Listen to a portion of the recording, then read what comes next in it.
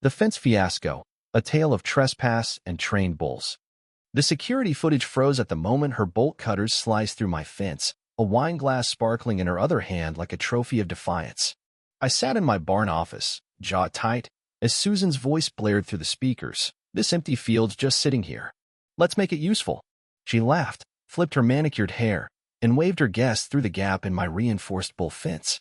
That fence wasn't just property, it kept 3 highly trained bulls from turning chaos loose. Susan, the self-appointed queen of the Pinewood HOA, had no idea what she'd unleashed.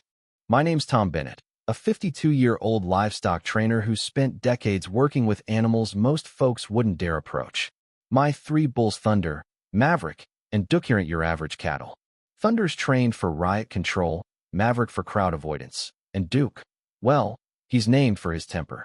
Their enclosure, on my 10-acre plot in suburban Georgia, has triple gates and electrified fencing, not for show, but for safety. I just returned from a weekend in Macon, teaching law enforcement about bull safety, when I found Susan's gala in full swing, lights, a DJ, kids running wild, all 50 yards from my bull's pen. The footage showed Susan leading her party across my land like she owned it. No permit, no permission, just pure entitlement. Worse, she'd plugged her setup into my emergency generator, killing the electric fence. Then I saw a boy, maybe 8, chasing a balloon near the inner bull gate. My heart sank. One wrong move, and those bulls conditioned to react to sudden motion could turn this party into a tragedy. I sprinted to the barn, boots pounding dirt. Inside, Thunder was alert, ears twitching. Maverick snorted, restless. Duke's hooves scraped the ground. They knew something was wrong. The outer gate's lock was tampered with, strawberries mashed nearby, someone had tried feeding them. Reckless didn't cover it. The control panel flashed, generator rerouted. Susan's DJ had overloaded the system. Only a single latch kept Thunder from the crowd. Grabbing my whistle and training pellets, I rushed to the field. Thunder had nudged the gate open, standing calmly but sniffing the air, ears locked on the music's thump. Susan's guests didn't notice at first, too busy with selfies and wine. She was toasting, pitching my land as a future park, when a girl reached to pet Thunder. He stopped, shaking the ground. Screams erupted. Susan grabbed the mic. "It's part of the show. Our neighbor Tom brought his charming bull." Charming? Thunder could disarm a threat with one headbutt. I blew a sharp whistle. Thunder froze. A longer blast, and he turned back.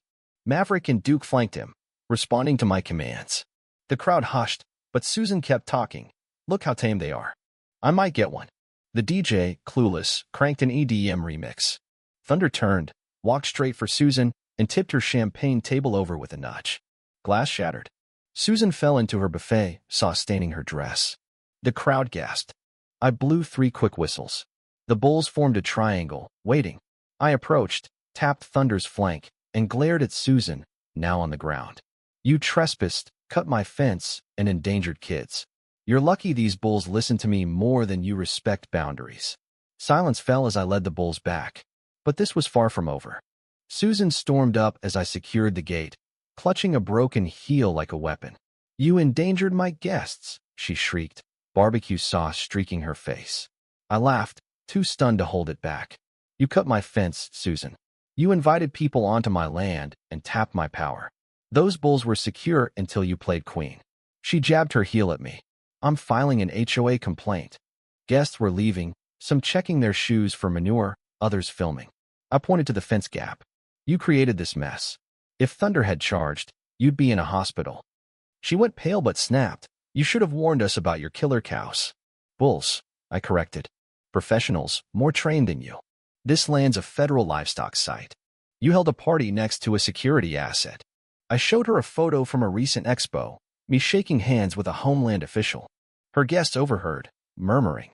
One, a lawyer type, backed off, muttering about calling his office. Susan's lies unraveled. She claimed I'd approved the event. By night's end, her party was a shambles, and a viral video of Thunder's table flip was racking up views. The next morning, my phone buzzed with neighbor texts, some shocked, some amused. The video, dubbed Champagne Chaos, had 20,000 views, with comments roasting Susan as Fin Slicer Sue. I reviewed my footage, multiple angles, clear audio, timestamps. I copied it all to a drive. Susan wasn't done, and neither was I. 2 days later, An HOA letter arrived, Susan's signature bold at the bottom. She accused me of creating an unsafe environment and instigating panic with aggressive livestock. She claimed her guests mistook the bulls for lawn ornaments. I laughed. Duke, a lawn ornament? I drove to the HOA office with my evidence, footage, certifications, and state laws on landowner rights.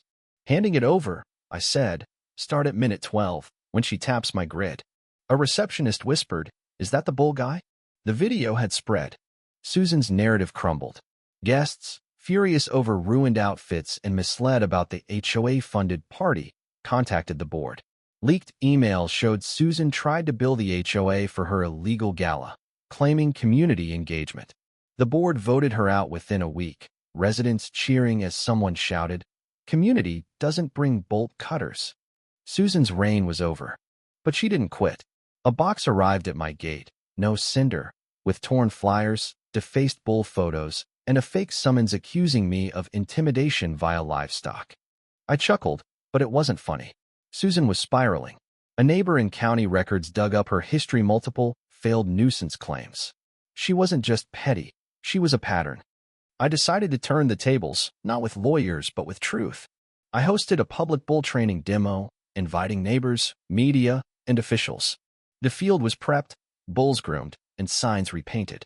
At noon, 80 guests watched as I commanded Thunder, Maverick, and Duke through precise drill, stopping on cue, forming wedges, even toppling a mock intruder mannequin with controlled nudges. The crowd gasped, then cheered. A news anchor whispered, "Better than a halftime show." Sheriff Daniels spoke, praising my bull's discipline. Susan, lurking in sunglasses, saw her lies collapse. I closed with a jab. Thanks to the person who inspired this, without their reckless actions, we wouldn't be here. I'm donating 10% of my profits to livestock education and naming our training area after her, the Susan Safety Zone. Laughter erupted. The name stuck, painted on a sign days later. Weeks later, Susan appeared at my gate, arms crossed, pride cracked. "I was wrong," she admitted, voice tight. "The party got out of hand. It's cost me everything: my job, my reputation." I leaned on the fence. "This wasn't one mistake, Susan. You chose to trespass, to lie, to blame me. You're only here because you lost." She had no reply. As a delivery truck buzzed, I said, "We're done. Good luck." She walked away, defeated. Life settled. I spoke at an HOA meeting, advising on safety. The mayor gave me a community award for restraint and service, Thunder sporting a giant ribbon. Susan watched from the back, regret in her eyes, then left silently. My land, once a target, became a symbol of respect and pride. Sitting on my porch, Thunder beside me, I looked at the Susan Safety Zone sign. Susan's ego had aimed to ruin me, but it built my legacy instead. With a whistle, grit, and 3,000 pounds of justice, I'd shut down her chaos for good. What do you think? Was Susan's downfall fair, or did Tom go too far? Share your thoughts below on entitlement, boundaries, and justice in our communities. Let's hear your take.